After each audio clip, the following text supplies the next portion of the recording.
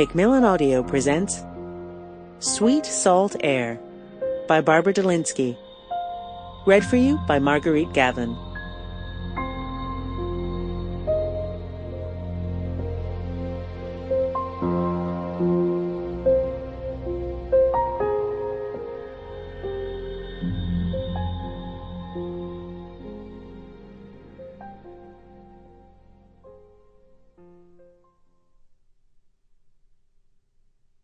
Prologue.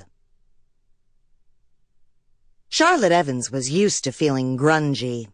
As a freelancer, she traveled on a shoestring, getting stories other writers did not, precisely because she wasn't fussy about how she lived. In the last 12 months, she had survived dust while writing about elephant keepers in Kenya, ice while writing about the spirit bear of British Columbia, and flies while writing about a family of nomads in India.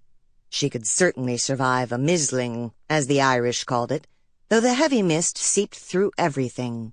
Jeans, boots, even the thick fisherman's sweater she wore.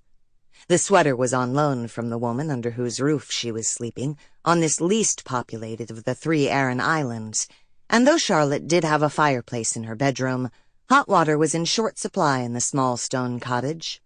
She could have used a steamy shower, a thorough washing of her clothes, and a solid day of sun.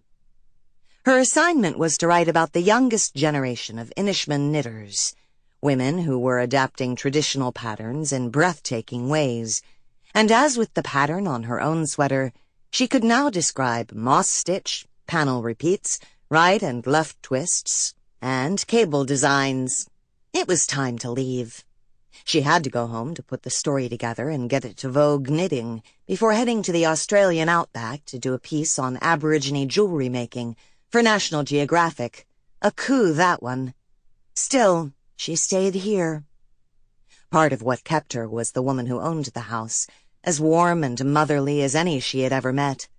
Part was the craft that permeated the place. No knitter herself, she could watch these women for hours. They were at peace with themselves and their world, enviable for Charlotte, who had no roots at all. So close to her age that they might have been schoolmates, they were trying to teach her to knit. She told herself this was cause enough to stay. Bottom line, though, it was the island that kept her here. She had loved islands from the time she spent her first summer on one. She was 8 at the time. 34 now, she still felt the island aura. An isolation that made worries seem distant, a separation from the real world that lent itself to dreams. Her eyes went to the horizon, or where the horizon would have been if the mist weren't so dense. Thick a fog, they called it in that other place, and it lent a sheen to her skin and a bulk to her hair as it did there. She pulled those dark curls back now, fingers lost in the damp mass, and turned just enough on the scruffy cliff to face a few latitudinal degrees south. There, on the far side of the Atlantic, would be Maine. But despite the shared ocean, her island and this one were worlds apart. Where Inishman was gray and brown, its fragile man-made soils supporting only the hardiest of low-growing plants, the fertile Quinnipiac invited tall pines in droves, not to mention vegetables, flowers, and improbable, irrepressible herbs. Lifting her head, eyes closed now, she breathed in the damp Irish air and the bit of wood smoke that drifted on the cold ocean wind. Quinnipiac smelled of wood smoke, too, since early mornings there could be chilly, even in summer.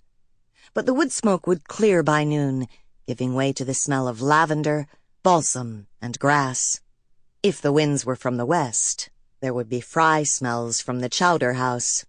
If from the south, the earthiness of the clam flats, if from the northeast, the purity of sweet salt air. Oh, yes, across the Atlantic would be Maine, she mused, as she opened her eyes and tried to penetrate that great distance through the fog. And this being April, she would think of it regardless of where she was. That was ingrained. Spring was when she started. Sample complete. Ready to continue?